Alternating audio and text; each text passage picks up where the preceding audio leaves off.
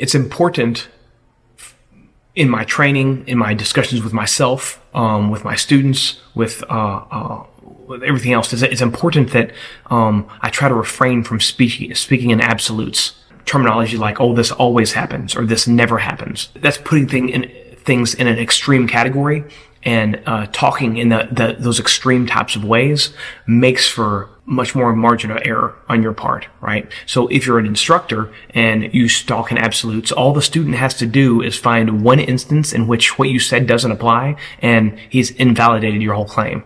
So that's not good, and then that'll decredit you as an instructor. But more importantly, for yourself, whenever you're describing things to yourself, you want to not use absolute terms, because when you use absolute terms, it makes things black and white.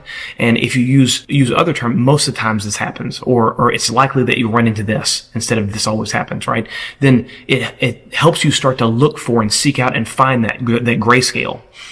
And it'll also trigger you to start asking the right types of questions and weighing the pros and cons of the situation versus the rights and wrongs, right? There's a difference between something being right and wrong and there being a right time for it, one version, and a right time for it being another version, right? And being done different ways.